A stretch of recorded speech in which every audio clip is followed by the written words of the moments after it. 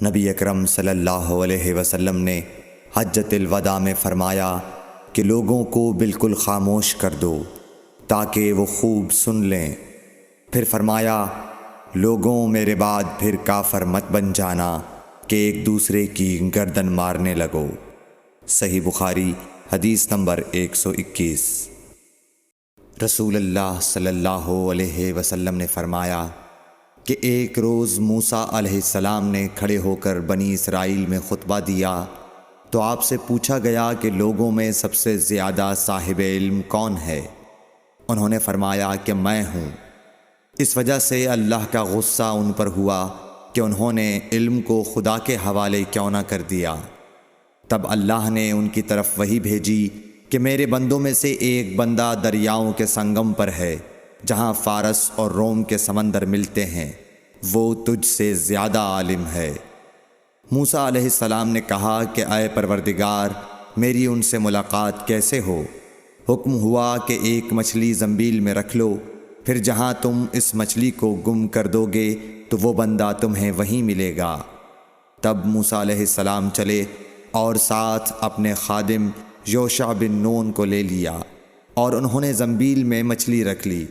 جب ایک پتھر کے پاس پہنچے، دونوں اپنے سر اس پر رکھ کر سو گئے اور مچھلی زنبیل سے نکل کر دریا میں اپنی راہ بناتی چلی گئی۔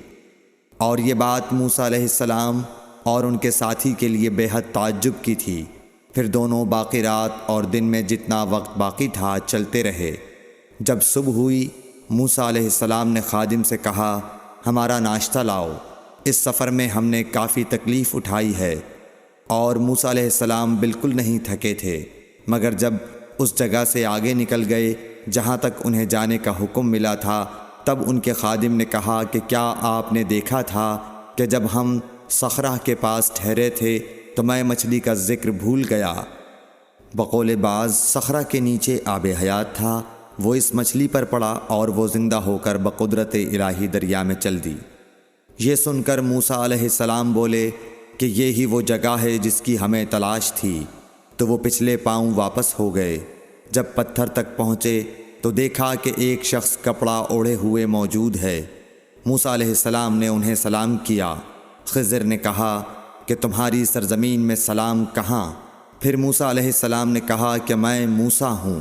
خضر بولے کہ بنی اسرائیل کے موسیٰ؟ انہوں نے جواب دیا، ہاں۔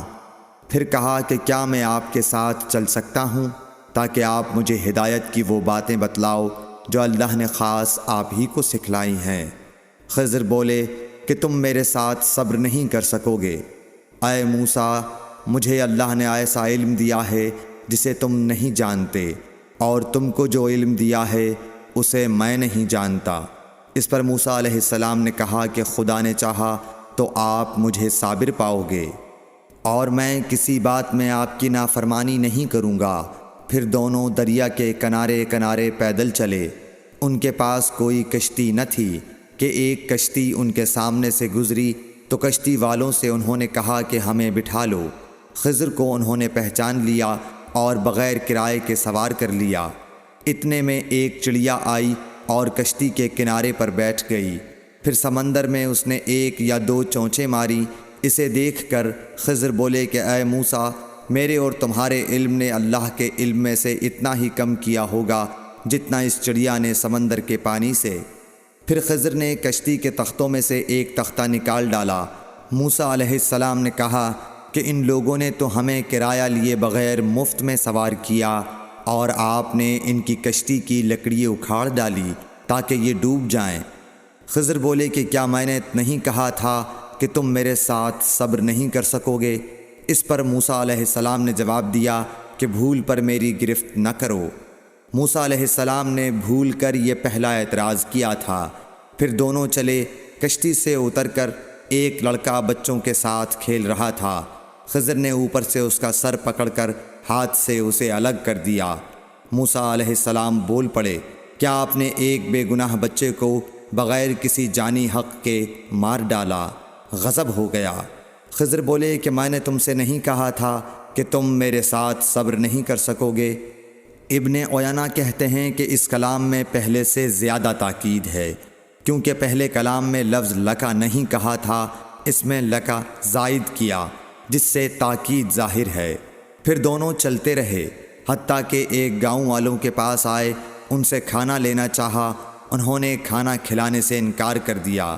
انہوں نے وہیں دیکھا کہ ایک دیوار اسی گاؤں میں گرنے کے قریب تھی۔ خضر نے اپنے ہاتھ کے اشارے سے اسے سیدھا کر دیا۔ موسیٰ علیہ السلام بول اٹھے کہ اگر آپ چاہتے تو گاؤں والوں سے اس کام کی مزدوری لے سکتے تھے۔ خضر نے کہا کہ بس اب ہم اور تم میں جدائی کا وقت آ گیا ہے۔ جناب محبوب کبریا رسول اللہ صلی اللہ علیہ وسلم فرماتے ہیں کہ اللہ موسیٰ علیہ السلام پر رحم کرے۔